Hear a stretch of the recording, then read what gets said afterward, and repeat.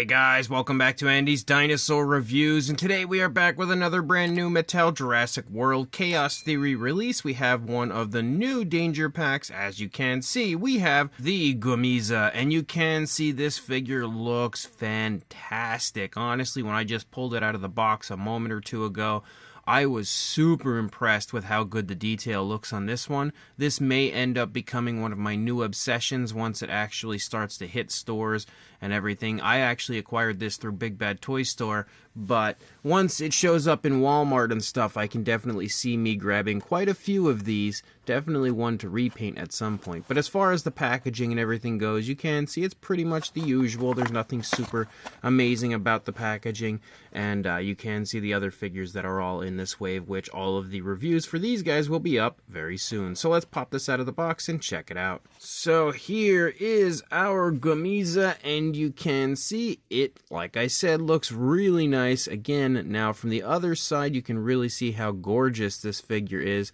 sculpt-wise, and the paint is also actually pretty decent, especially when it comes to most Mattel figures. It's a very rare situation when we actually get paint out onto the tail, and we have that here on this one.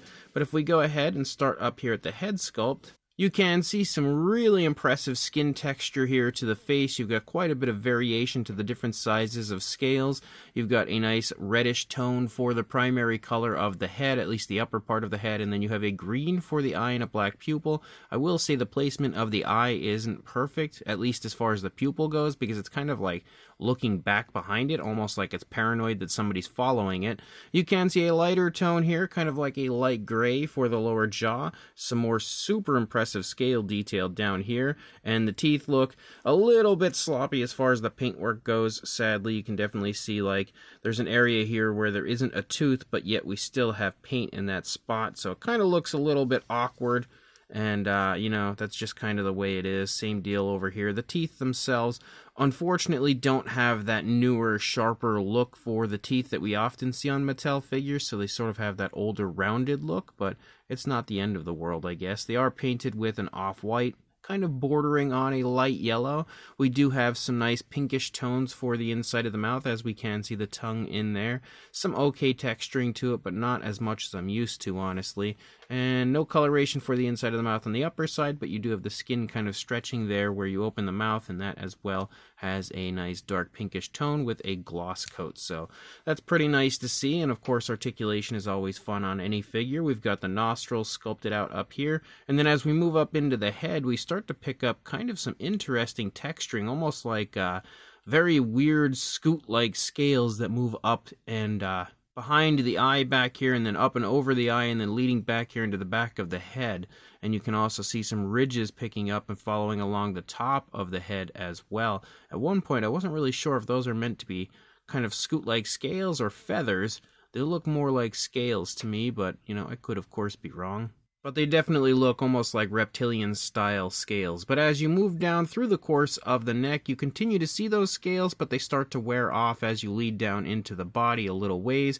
We do have a dark grayish tone following down underneath the red, and then that light gray of the lower jaw running into the throat, but that very quickly disappears, unfortunately. We have a little more articulation in the neck, as we have an up and down articulation for the neck. You can see, again, just up and down right there. Nothing else can go on. No side to side or anything. As you lead down into the body, you start to pick up a very different style scale detail, and you can also see how the red kind of like breaks up and actually leads out into the body in some certain spots here, kind of like tapering off, which looks really cool. I really like the way that they've painted that, again, with the reddish tones. It looks very nice in comparison to the darker grayish tones of the body. We can also see some injuries and stuff popping up here and there, like right here in the stomach. You see some slices right there to the skin of the stomach of the dinosaur, and that's pretty common when it comes to these newer Chaos Theory figures. We see that quite a bit, but the skin texture in the stomach looks phenomenal. We do have really little tiny arms as you lead down. You've got a few osteoderms right there on the back of the arm. You can see osteoderms popping up all throughout the course of the figure. You do, of course, have articulation, so you can put those arms in a much more natural position. I would say right around there, or maybe even closer to the body. But the arms are nicely sculpted, and of course the articulation is basically just a swivel, so it goes forward and back. You can probably go up pretty high. I don't think we could loop it all the way around, but decent enough as far as that articulation goes. Again, some more osteoderms popping up here and there as we move along the back, as well as the ridges following along the back of the dinosaur. They decrease right there for the Jurassic Facts app and then pick back up again in the hip region and then start to run out through the length of the tail. You've got some very nice scale detail as we move down, some nice skin texture with like some wrinkles and stuff. You even have some more osteoderms moving down along the front of the leg. You've got a nice big bulging calf muscle as we lead down. We can see some more slices up here as well, but also right here kind of taken out of the calf of the dinosaur. Moving down into the foot sculpt, you've got some more, really nice scoots moving down the toes, as well as some very vibrant scales leading along the back of the foot. You've got the nails sculpted out, which do feature some nice fine detail, but unfortunately, no actual paintwork for the nails, but considering it's a Danger Pack figure, I'm not surprised. We do have the same thing going on for the dew claw, again sculpted out, but not painted. It almost has a little bit of a satin shine to it, though, which is nice. But as we lead back up, you can see again some more nice looking detail as we lead into the tail. You've got some nice kind of wrinkling and folding to the skin, as well as more very nice, very vibrant kind of reptilian style scales. We have the red leading out along the top of the tail, but it does disappear as we lead out toward the tip. You can see another injury right here on the side of the tail. Very different style of skin texture for the underside of the tail compared to what we have up here. There's a little bit of a curve as you lead out there into the tail as well, which I also really quite like. Of course, you do have articulated legs, which go forward and back, the standard when it comes to the Danger Packs from Mattel, and then of course the swivel tail just to top off the articulation. Once we move to the other side, of course it's going to look pretty much the same because the dinosaur for the most part is fairly straightforward. There's not really a whole lot going on as far as curvatures to the body, and you really don't really see that in the Mattel line. At least until you reach the tail, where you do usually have at least somewhat of a little bit of a curve. But the biggest difference on this side would be some different injuries here and there. Like you could see some more slices in the stomach, but in a little bit of a different position. Some more slices moving down through the leg and everything.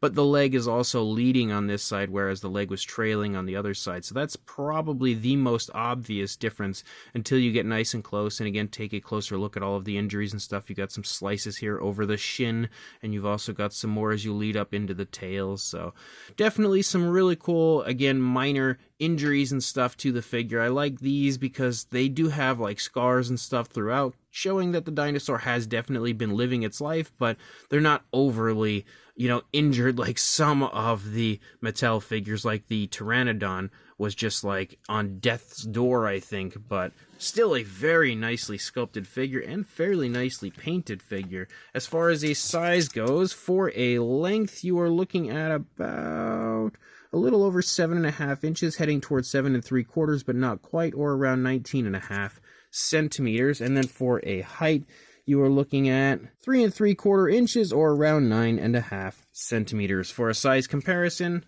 there is Mr. Papo T-Rex, the Attack Pack Colovosaurus, Robert Muldoon, and the Collect A human being next to our Guemesia, and you can see that it's right there in the same size range you would expect. The Danger Packs never really, stray too far from their standard size range, so exactly what you think this one will be size-wise is pretty much what it is. And to further show you that, here is a Mattel Velociraptor, and obviously the Velociraptor is pretty much the exact same size as our Guemesia, showing you that, again, this figure sits right there in that classic size range of the Danger Packs. Also, here is the Facts app code for anybody that was interested in grabbing it. I'm sure some of you guys would want to add this one to your collection. So this brand new Mattel Jurassic World Chaos Theory Danger Pack Guemesia is a really nice figure and absolutely one of my favorite sculpted figures to come from Mattel in quite some time. It's also a species that I definitely did not have in my collection, and another one of the species that Mattel has created that I have not seen anybody else create so far, which honestly is not something that I would have ever thought I could say. If you go back to when the Mattel line was introduced with Fallen Kingdom, who knew that years later we would be getting species, such obscure species in the Mattel line that nobody else has created so far, which is crazy to me. And sculpt-wise, this thing is fantastic from head to tail. There is so much impressive fine detail. It's extremely vibrant as well. Like, it really, really just pops on the sculpt. And that reddish tone definitely helps to show off the detail, especially in the face. It's really quite shiny and impressive in the face, really making that detail pop. But it is extremely highly detailed overall. We also have some pretty nice paint apps on this one. Again, having paint from head to tail. The only thing really missing would have been nail paint on this one, and I think we would have had that fully painted look and feel. It would have also been nice to see that light gray move along the underside the entire way, but that very rarely happens when it comes to Mattel. But overall, the paintwork is pretty nicely done. A little sloppiness with the teeth and eyes, but overall, not that bad. And on top of all of that, we do also have some articulation, which is always a great thing. You know, when it comes to the Mattel figures, the more articulation, the better. And we do have some okay articulation on this one, helping to create different poses and, you know, options for your display or dino toy photography. The only thing I think that I really would have liked to have seen on this one would have been the more updated teeth that Mattel has created. Sadly, we don't have those. But outside of that, I think it's a very cool figure and an awesome species choice to now add to our collections. If you are interested in picking one up, unfortunately the listing on Big Bad Toy Store was sold out the last time I looked, but I will include it anyway because they do often restock them, so you can grab it on there at some point, or of course wait until it starts to hit stores here in the United States. One way or another, definitely pick it up, and of course like, comment, and subscribe, and I will see you in the next review. Thanks for watching.